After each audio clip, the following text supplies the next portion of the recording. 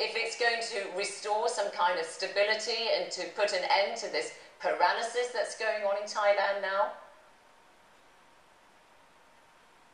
Well, because the rest of the public feels that the government should not give in to intimidation and terrorist tactics, and that they think that we should discuss a reasonable time frame. There is a clear threat that if we hold elections too soon, with moods running as high in terms of divisions and in terms of tension, that elections could turn violent, and that they would solve nothing, and that we could be back into this vicious cycle of demonstrations, which is why it's better to have an open discussion on what needs to be done before elections should be held, so that the elections are held for the benefit of the whole country and not for a particular group of people. Okay, so let's just get this absolutely clear then. Your red line is no elections before December. I didn't say that. I said that there are a number of tasks that need to be completed. I am open to discussions about how long that process will take. I'm saying that it should take no longer than 9 months, and I'm open to discussions with various groups in society. I think the rest of the population, the rest of the electorate are also demanding that their voices are heard. A lot of them say I should stay the full term. A lot of them say there should be a reasonable time frame, but not within 15 days or 30 days. Because I think everybody should have a voice, everybody should have a say, and not those who threaten violence. But you know what is feeding this grievance, because there are those, your political opponents, who say you yourself, Abhisit Vejjajiva, never won an election. You took office in December 2008, elected by Parliament because the Constitutional Court didn't allow the Thaksin party to run in any way, and you need your own mandate. You have not had your own mandate, and that's what people don't like. You came to government assisted by a military coup, and that doesn't look good. It's not a military coup that installed this government. We had elections. As a benefit, I said, Thaksin Shinawatra, sorry, Prime Minister, Thaksin Shinawatra was removed in September 2006 by the military, and you are a direct beneficiary of that because you came to power without an election, and people don't like that. That's not right. That's not right. Thaksin was removed from power. In fact, he was only an acting prime minister because the elections were going to be held. And then after the coup, they had a referendum on the new constitution. A referendum passed that constitution. We had fresh elections.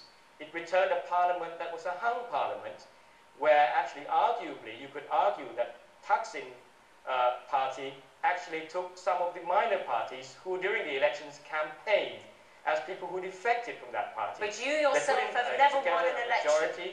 You've never won an election. And then there were... You yourself have not won an election. It's up to parliamentarians. I've been elected 7 times as an MP, a few more times than Mr. Thaksin himself. And I've never actually missed a single election. I've contested in all elections that were fair. We boycotted one elections, and as did all the other parties. It was a hung parliament. They put together a majority, but the party that had the biggest number of votes were involved in election fraud. But you are... And therefore they were punished by law. Laws and rules that they were aware of when they actually decided to take part in the elections. But you are now... And then they had 2 chances of forming governments. It was taking the country nowhere. So therefore there was a new vote in Parliament, and a majority of parliamentarians decided to change, decided to elect me into power. And Parliament has been functioning for a year and a half.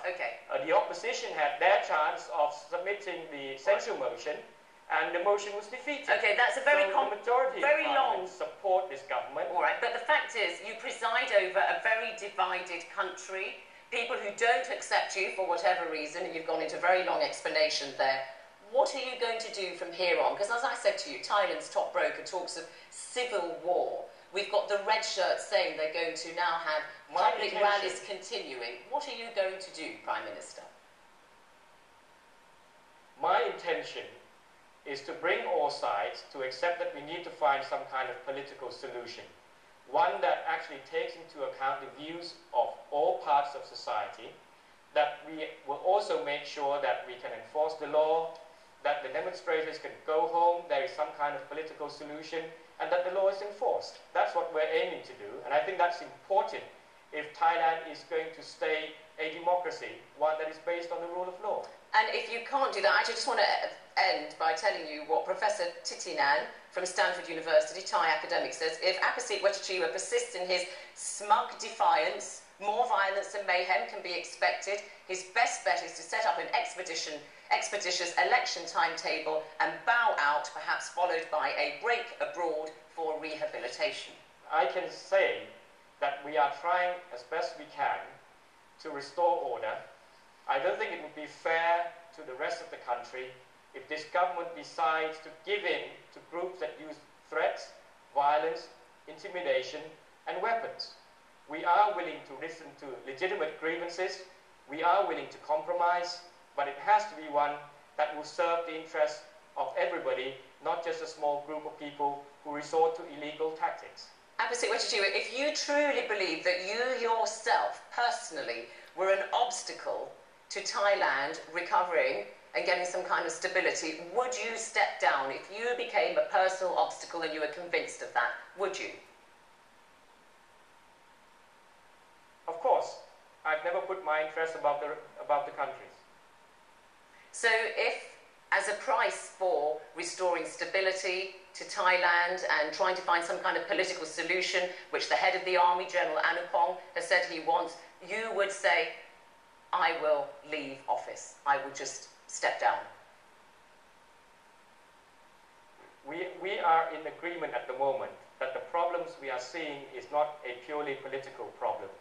There are security problems involved, there are terrorist elements involved, and we need to tackle all those issues at the same time. When we talk about the stability that everybody wants to achieve, it's not a short-term stability waiting for the same problem to be repeated again and again. I think at the moment all sides need to take into account the views of the other sides and find a reasonable solution. That's what I'm aiming for, and I'm sure that's what the majority of Thai people want us to do. Prime Minister Abhisit Vejjajiva, thank you very much for coming on Hard Talk. You're welcome.